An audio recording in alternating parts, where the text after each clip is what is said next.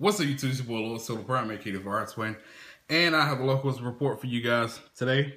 I went to locals last night, and we played the April 1st ban list, which was awesome. My feelings toward the ban list is kind of indifferent.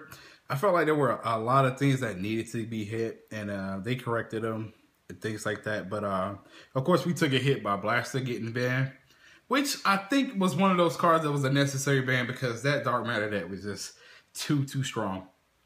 I guess you guys can also classify this as my April 1st ban list deck profile for my Infernoids, because I don't think I want to make any changes as of now until the next set is actually released. So that'll be the next time I actually make changes to my deck. But let's talk about Snatch Steal and Blaster being banned. Let's go into Snatch Steal first. Snatch Steal being banned, we no longer lost the ability to take our opponent's monsters and use them as tribute fodder from for our Infernoid's effect. Which is okay. I'm dealing with it in my own kind of way. So there were a lot of cards I wanted to test.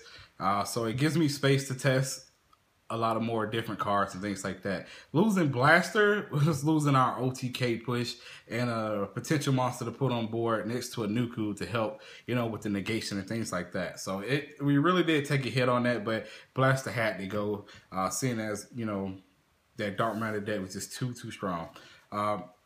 I will be going over my main side and extra deck. Of course, I will be going through my rounds. There was only 4 rounds last night, so I'll go through that very quickly, but that's going to be at the end of the video. So let's go ahead and get into the video. There's a lot of things I want to discuss, actually, because I really did make a lot of changes to my deck. All right, starting off with the main board. The Inferno monsters didn't change. It won't change until actually next set. So we still played a double Onuncu, the triple Attondel, the triple Seitsemas, the triple Patrulea, the triple Harmadik, which actually put in work last night. And I hate to say that because I really do dislike this card. I don't know why. I just don't like it that much. And the triple Antra, which was really good. So no changes to the Infernoids as of right now until the next set drops. But we'll get into that when the set drops. So going into the monsters that are non-Infernoids, we have triple Raiden, which is really good, and it's also a different number from when I ran in my last deck profile. So I'm gonna go into that. Let me talk to the Infernoid players right quick. I don't know if it's just me or maybe somebody else may feel the same way, but I wanted to open with Raiden so much last format. I wanted one monster on board when my opponent told me to go first. So I wanted to increase Raiden up to 3 because I really did enjoy opening with him whenever I did open with him. And of course, I wanted to open with Reasoning, over Raiden. But when Reason didn't show up, I also wanted to open with Raiden a lot. Increasing him to 3 was the most optical choice, with Charge going to 2. So I really do enjoy that. Before Charge went to 2, I actually switched this deck over to 3 Raiden and 2 Lumina. But when Charge went to 2, it actually got a lot better. Taking out Card Trooper for the double Lumina was a very smart idea on my behalf, because the whole reasoning behind me wanting to do that was because I wanted to outsmart my opponent whenever I played Reasoning. As you guys may have known, the magic number to hit for Reasoning when you're going against Infernoids is level 4. So I wanted to take advantage of that if I was holding Charge of the Light Brigade or holding Lumina, to give me an extra meal, because any level 5 or Infernoid monster you pitch for Lumina effect to bring back Raiden, it's going to be pretty good, because you're not actually losing a card, because that one particular monster can be summoned from the graveyard. Having Lumina in the deck provides a huge OTK push, as well as providing super deep mills when you combine Raiden and Lumina on board at the end phase. So I wanted to outsmart my opponent by playing Reason, because they will always call 4, and I wanted to punish them for calling 4s.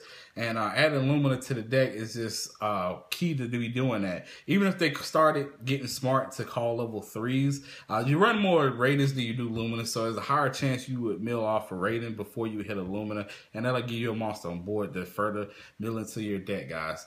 But adding that Lumina was just too strong. Pitching for Lumina effect to bring back another Lumina to make Zemes or Dante is really strong. Pitching for Lumina effect to bring back Raiden Synchroing into Michael is very, very strong. It just ending board with just those two on board was just tremendously strong. So that's my reasoning behind adding Lumina.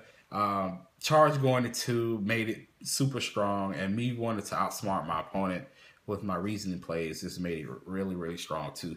So that does it for my monsters in the main board. Let's go ahead and go to the spells and traps.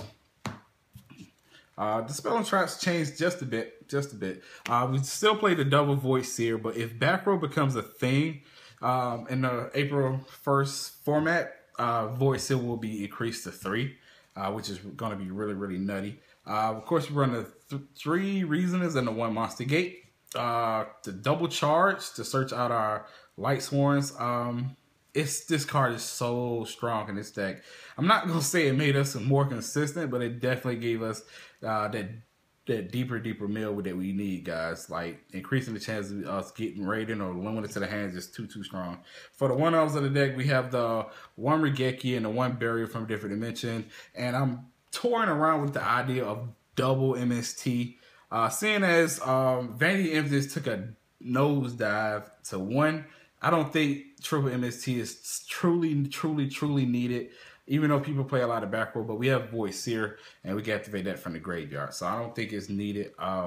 Even when Vanities was at 3 at the end of this format, I was toying around with the idea of just only playing 2. Moving on to the traps, I have the 1 of Needlebug Nest. I took out 1 Needlebug Nest for 1 charge, seeing as, you know, charge is way faster than Needlebug Nest, and it guarantees you a monster. So that was my whole reason for taking Needlebug Nest down to 1. But towards the end of the format, I really started to dislike 2 Needlebug Nests in the main. But that 1 Needlebug Nest is really good. Played a 1 Ring of Destruction fresh off the ban list. Got to play that, guys. We push for a lot of damage, and when our opponent tries to make a counter play, if we're sitting behind a ring, we can just, you know, make them pay for it. Double Mirror Force, I feel it's going to be really strong going into this format. It's going to slow your opponent down just a tad bit. You know, last format, this card was absolutely godlike. But as long as the Gen Lock is around and things like that, I think Mirror Force is going to be a really strong play. Gets to make it against Necros, and it's really super effective against what's that name of that deck, Yusenju. So I wanted to have some main board answers to Yusenju, guys. Now the most controversial, I ain't gonna say controversial, the most anticipated card I want to test all last format was Triple Mistake in the main. So by Hidden Armory taking a nosedive, I had tremendous room to try out Mistake, and I was not disappointed in last night's tournament. Shut out Cleese, shut out Heroes a couple of times. This card is just really strong in the main board, guys. I highly do suggest you guys test this at 3, if not 2. I started testing it at 2, and 2 is just working out too good to the point where I wanted to play 3. So I started main boarding 3, and it's just, I haven't looked back yet. I know you guys may be like, well, you play 2 charges. Have you ran into an issue where you needed to play charge and you had face up mistake? Nah, I have not ran into that mistake. I mean, I've not ran into that situation yet, because there's really no guarantee of what you're going to draw. Like, there's no guarantee you're actually going to open or even get to a mistake, seeing as you guys, you know, mill and things like that. So increasing this to 3 increases your chance of opening with it, and actually you drawing into it, you know, seeing as we do mill. But I really do like the triple mistake. It's just too good against Cleese and Necros in the main board, guys. Just too strong. All right, that does it for the main board. Let's go ahead and go into the extra deck. Extra deck got a few changes, but not many. I played a 1 Black Rose, the 1 Black Rose Moonlight Dragon, which is really strong against what is that deck? Cleese and things like that when they're going to Pendulum and things like that. Got the 1 Michael for the Raiden and Lumina Synchro play. This card is really strong, and it helps you out with OTKs due to his effect, allowing you to banish any card on board. Got the 1 Scrap Archfiend for OTKs. Got the 1 Crimson Blader. Contemplating on taking him out, but he is such a good guard. Being able to lock your opponent out of plays for, you know, going against Shut-Alls or even Cleese, man, just being able to lock them out with even Dragons if you guys go across that deck. So I really wanted to keep him in over Starter Spark or Hot Red Dragon Archfiend. And I was not disappointed. Played a 1 Star Eater, and that wraps up my synchros. For the Exceeds, I played a 1 Dante. With the increase of Lumina and, you know, Harmadik being level 3s and things like that, this card comes in handy a lot, man. Pitching Lumina to get another Lumina out the graveyard and going to Dante is really, really strong when you guys want to attack and then go into defense position. It's just too strong. I should have been running this last format, or yeah, I'm still in this format. Should have been running it this format, but I just didn't want to spend the money on that, man. But I ended up biting the bullet towards the end of the format and ended up giving me one. Zenmaines is a really strange choice for this deck, but the card I took out for it was Guide the Force of the Earth. As you guys may know, I'm back and forth between that card, but I went ahead to make the conscious decision to go ahead and play Wind Up Zenmaines or Guide the Force of the Earth, because there was not one time last format I made Guide the Force of the Earth. But I do think there's going to be times where I need to make Zenmaines to sit behind that to break off floodgates and things like that, and that's gonna, I'm pretty sure that's gonna help me out tremendously, guys. Breaking off a Impure Iron Wall or a, you know, Defisher and things like that's gonna be huge. So for the rank 4s, we have the most important ones, which is gonna be the Gaga Cowboy, the Abyss Dweller, the Castell, the Ragnar Zero, and the Gemini Pearl. These are the ones I wanted to run. I wanted to play also, what is that card? Evil Sworn Exciton Knight, but I just cannot find the room to put them in here. But if I get one, of course, I'm going to find a room to put them in here. I don't care if I have to cut a rank 7, but I'll get them in here. But this is what I have for right now. And I wouldn't want to make changes. The only change I want to make is try to put an Exciton in here, but it's kind of hit and miss when I do make rank 4s. But I guess I do want to put another rank 4 in here, being as it should be Exciton, because with the increase of Raiden, it just increased the chance of making more rank 4s, and I want to have one of the most powerful rank 4s in the game in my decks. I just got to find room for them. Big Iron Dracosack rounds up the last 2 cards in my extra deck. This card put in work last night. I rarely go in the Big Eye, guys. I rarely do, but he's staple. That does it for the extra deck. Let's go ahead and go into the sideboard. The sideboard, I have 2 spell cancelers for Cleaves and Shadows, and sometimes Shadows, and maybe also for Necros. This card is really, really strong. Seeing as you guys can activate Reasoning, they call level 4. This card hops right off the top of the deck and gets summoned in defense position or attack mode, whatever you want. And that's a really, really strong play against Necros. Just really, really strong. They don't never see it coming.